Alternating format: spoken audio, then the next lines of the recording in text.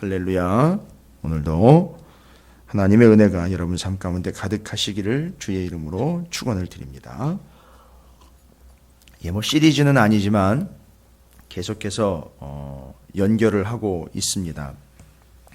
또 95편도 이제 내일 새벽에도 또 살펴볼 말씀이긴 하지만 이 94, 95편을 성경학자들이 추정하기를 혹시 다윗의 시가 아니냐.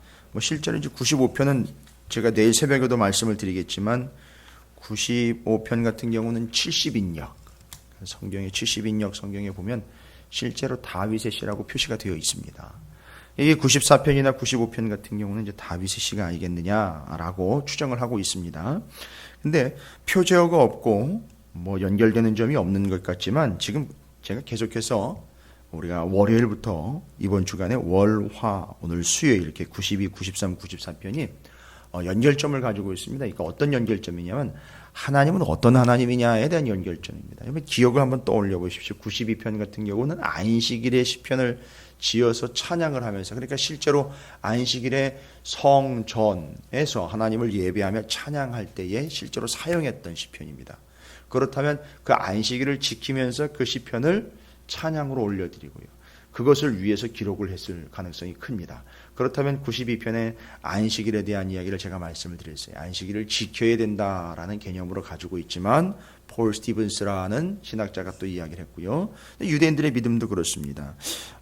알고 봤더니만 우리가 안식일을 지킨 것이 아니라 그 안식일이 우리를 지켜주었다라는 것이죠. 그래서 하나님에 대해서 어떤 하나님으로 인식을 하고 있냐면 우리를 지켜주시는 하나님이다. 이런 요 테마는 계속 갑니다. 오늘도 똑같은 얘기가 나와요. 같은 얘기가 나옵니다.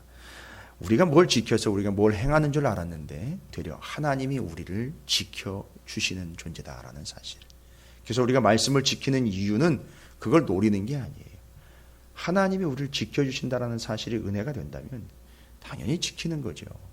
그건 그 은혜로서 지키는 거지, 하나님이 지켜주실 걸 노림수로 믿고 채워주실 걸 믿고 그에 대한 보상이나 아니면 인과응보의 원인율로 해서 그걸 집어넣으면 거기서 뭔가 나오는 것 같은 그런 계산 속이 아니라는 거죠. 그래서 92편은 우리를 지키시는 하나님에 대한 개념입니다.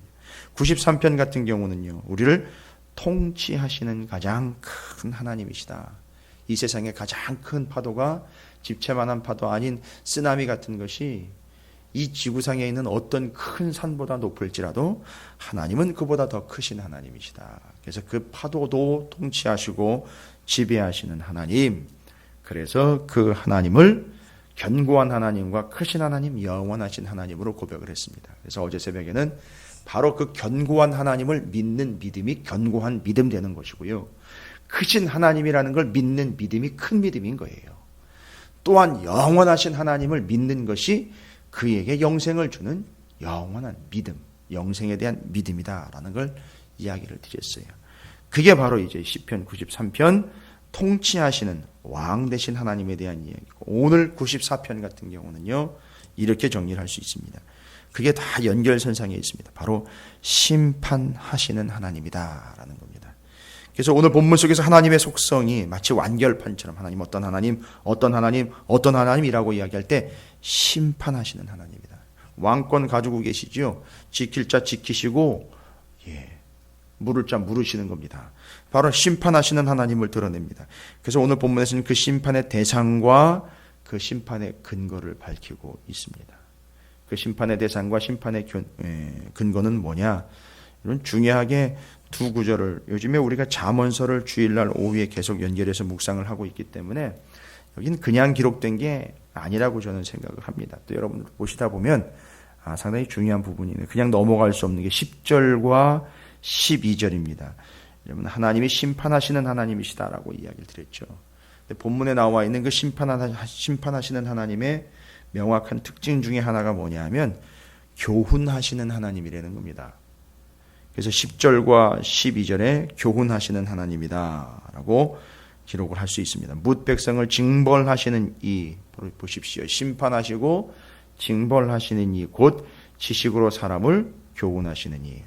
그러면 연결을 해야 됩니다. 심판하시는 하나님은 그냥 무섭게 잘잘못을 따져대는 하나님이 아니라 심판하시고 징계하시는 하나님의 특징이 뭐냐면 교훈하시는 하나님이라는 겁니다. 12절 보면 여호와의 주로부터 징벌을 받으며 라고 나와 있죠. 주의 법으로 교훈하심을 받는 자가 복이 있나니. 그러니까 이 심판하시는 하나님의 특징은 뭐냐 하면 교훈하시는 하나님으로 설명을 해요. 그러면 그 심판하시는 하나님 뭘로 심판을 하실까요? 우리는 막연하게 하나님 뭐 손을 들어가지고 때리시거나 아니면 뭐 천재지변을 이용을 해서 뭐 징계를 하시는 것처럼 생각을 하시는데, 여러분 창조 때 이야기가 계속합니다. 창조로 계속 이어져 갑니다. 뭔 얘기입니까? 창조 때 하나님은 뭘로 창조를 하셨느냐? 말씀으로 창조를 하셨습니다. 그럼 심판도 말씀으로 하십니다. 뭐 손 대어서 뭐 비틀고 꽈고 그런 게 아니고요. 하나님은 심판도 말씀으로 하셔요. 바로 그걸 이야기하는 거예요. 여기 교훈하시는 이, 징벌하시는 이는 곧 보호하시는 하나님이에요. 교훈하시는 하나님이에요. 또 징벌을 주시는 하나님이요. 교훈하시는 하나님이에요. 교훈이라는 말은 뭡니까? 잠언서에 나와 있는 걸 들어야 될 말씀이에요. 교훈은 다른 게 없습니다. 잠언서 21장 11절에 보면 거만한 자가 벌을 받으면 어리석은 자도 지혜를 얻겠고 지혜로운 자가 교훈을 받으면 지식이 더하리라. 이게 교훈은 받아야 되는 겁니다.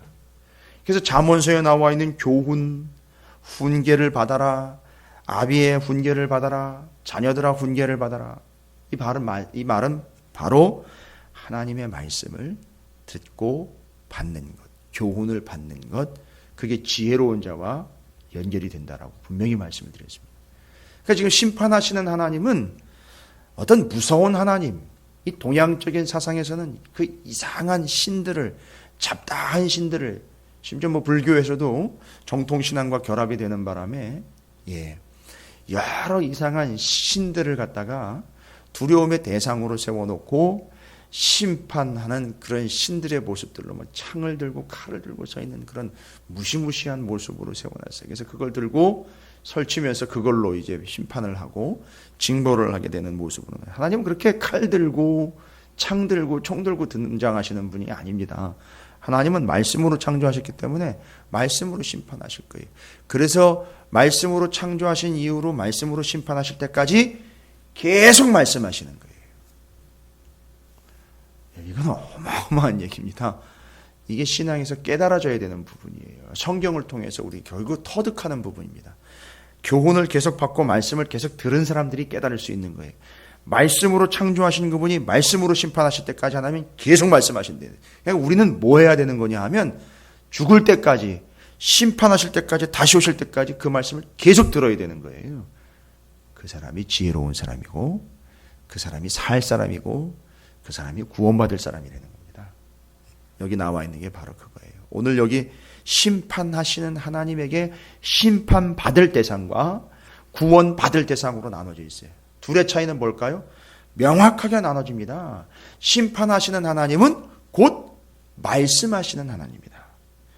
창조주는 곧 말씀하시는 하나님입니다. 우리와 함께 하시는 하나님은 곧 말씀하시는 하나님입니다. 그러니까 심판받아 마땅한 자들은 누구냐 하면 교만하고 교만하고 거만하고 오만하여 그 하나님의 말씀을 듣지 않는 자. 하나님이 뭘 알아? 하나님이 있긴 뭘 있어? 하나님이 보긴 뭘 봐? 하나님이 듣긴 뭘 들어? 라고 이야기하는 아주 어리석은 자들. 8절에 그렇게 얘기합니다. 백성 중에 어리석은 자들아 너희는 생각하라. 무지한 자들아 너희가 언제나 지혜로울까? 이게 심판받을 사람들에 대한 얘기인데 이 나쁜 인간들아 라고 이야기하는 게 아니라 야, 이 어리석은 자들아 언제까지 너희가 그런 무지한 짓을 행하겠느냐? 안 듣겠느냐? 니들이 언제쯤 되어야 지혜롭겠느냐라고 아마 이런 표현이 너무 시적인 겁니까? 아니면 돌린 겁니까? 이제 우리는 지혜하면 정리되셨잖아요. 지혜하면 뭐 하지 않는다는 겁니까? 듣지 않는다는 겁니다. 지혜, 듣는 마음, 들음에서 나오는 믿음, 안 듣는다는 거예요. 얘기를 해도 들어먹지를 않는 거예요. 참 아픈 얘기고 무서운 얘기지만 오늘날 강대상에서도 수많은 말씀들이 선포되지만 안 들어요. 듣지를 않습니다. 죄송합니다만 어리석은 거예요. 그러니까 예수를 믿어도 어리석게 믿는 사람들이 있어요. 그건 조금 나아지겠거니 하는 게 아니라 그 상태로 가면 멸망인 겁니다. 듣지 않는 거예요. 하나님은 교훈하시고 계십니다. 그래서 심판하시는 하나님은 말씀하시는 하나님이에요. 자, 그러면 결론적으로 이야기를 드리면 말씀하시는 하나님을 알아차리고 그 말씀을 듣는 자와 듣지 않는 자로 나뉘게 될 겁니다. 그래서 듣는 자는요, 지혜로운 자예요. 그래, 듣지 않는 자는요, 어리석고 무지하고, 예, 여기 기록된 바죠. 어리석은 자들아 너희는 생각하라. 무지한 자들아 너희가 언제나 지혜롭고. 어리석고 무지한 자들이에요. 안 듣는 사람들을 이야기하는 거예요. 왜 안 듣습니까? 앞에 나와 있습니다. 1절부터 7절까지 보시면 왜 그들이 그걸 안 듣는지요. 가장 핵심적이고 가장 치명적인 거죠. 교만하니까 안 듣는 거예요. 이게 떠들기는 잘하는데 그거 나와 있어요. 4절에 그들이 마구 짓거리며 오만하게 떠들며 죄악을 행하는 자들이 다 자만하나이다. 그러니까 떠들어대고 짓거린다라는 표현이 얼마나 이게 은혜 안 되는 표현입니까? 근데 교회 안에서도 떠들고 짓거리는 사람들이 있어요. 심각하죠. 교회 바깥에서도 교인 임내하면서도 떠들고 짓거리는 사람이 있어요. 남의 교회 이야기, 다른 사람 이야기를 떠들고 짓거리는 사람들이 있어요. 세상 이야기를 떠들며 짓거리는 겁니다. 맞습니다. 그건 뭐 다른 얘기할 거 없어요. 그 사람들의 특징이 뭔지 아시죠? 그들은 바로 거만하고 오만하고 교만한 겁니다. 그런데 하나님은 그들을 거만하다, 교만하다, 나쁘다 하지 않고 어리석고 무지하다. 왜죠? 하나님의 교훈을 받지 않기 때문이다. 말씀을 듣지 않기 때문이다. 결과는 뭐냐? 그들은 심판을 받게 되어 있다. 그러나 여러분 12절을 보십시오. 반대로 그 하나님의 교훈과 말씀을 받는 자들은요, 여호와여 주로부터 징벌을 받으며, 여러분 징벌, 징계입니다. 심판이 아니라 징계도 하나님의 말씀으로 받는 거예요. 징벌을 받으며 주의 법으로 교훈하심을 받는 자가 복이 있나니. 듣는 자들이 복이 있다는 거예요. 그 말씀을요 받고 그 말씀대로 행하는 자들이 복이 있다는 겁니다. 잘 보십시오. 이 뒤로 12절 이후로 어떤 내용들이 기록되어 있느냐 하면 그 교훈을 받는 사람들에 대한 하나님의 약속이에요. 말씀을 듣는 사람들에 대한 약속입니다. 쭉 구구절절에 잘 기록을 해 놓았습니다. 이런 사람에게는 환난의 날을 피하게 하사 악인을 위하여 구덩이를 팔 때까지 평안을 주시리라. 근거는 다른 게 없어요. 그 12절 때문입니다. 교훈을 받는 자. 심판하시는 하나님은요, 교훈하시는 하나님, 곧 말씀하시는 하나님이라고 그랬죠? 말씀을 듣는 자들은 이라는 얘기예요. 그 지혜로운 사람들이에요. 솔로몬처럼 듣는 마음을 가지고 있는 사람들입니다. 그들은요, 평안을 주신다는 겁니다. 여호와께서는 14절입니다. 자기 백성을 버리지. 여러분, 자기 백성은요, 내 백성은 나를 알고 내 음성을 듣고 내 음성인지를 알고요. 나도 그들을 압니다. 그러니까 듣고 아는 거예요. 그러니까 들어보니까 이게 목자의 음성인 거죠. 95편은 목자에 대한 이야기예요. 또 그래서 다윗의 시편이라고 추정을 하는 이유가 있어요. 그러니까 듣고 아는 거예요. 아, 이게 내 목자의 음성, 내 하나님, 내 통치자, 심판자의 하나님의 음성이구나. 듣고 행하는 겁니다. 그 백성을 여호와께서는 자기 백성을 버리지 아니하시며 자기의 소유를, 중요한 단어가 나왔습니다. 하나님이 쓰신 표현 중에요. 시편 기록자가 기록한 표현 중에 참 은혜로운 표현이에요. 뭐죠? 하나님의 말씀과 교훈을 듣는 자를 뭐라고 표현하냐면 내 소유다라고 얘기했어요. 하나님의 소유.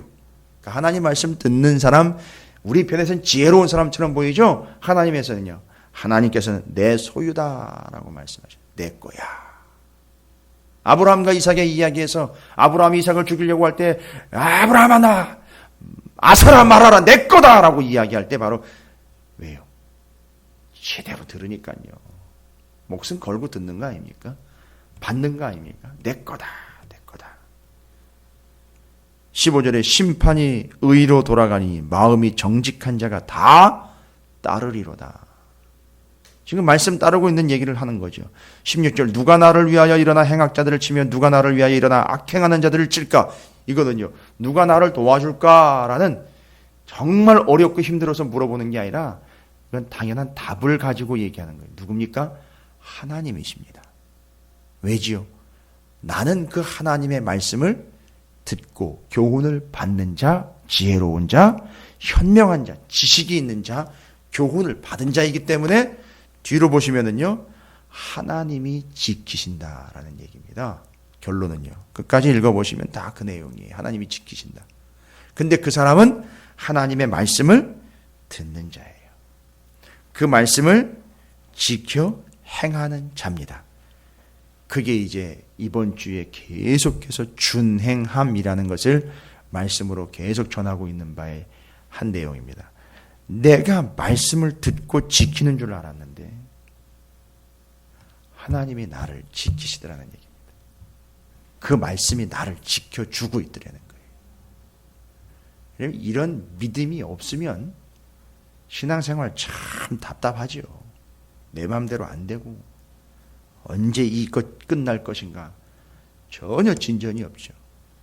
그러나 이건 발상의 전환이 아닙니다. 이 사실을 터득하지 못했고 깨닫지 못했기 때문에 여전히 답보상된 겁니다. 나는 말씀을 지켜야 된다라고만 생각을 했는데 아니요. 본문의 내용을 보십시오. 하나님이 그를 되려 지키시고 계시는 것이요. 그 말씀이 되려 그를 지키고 있는 겁니다.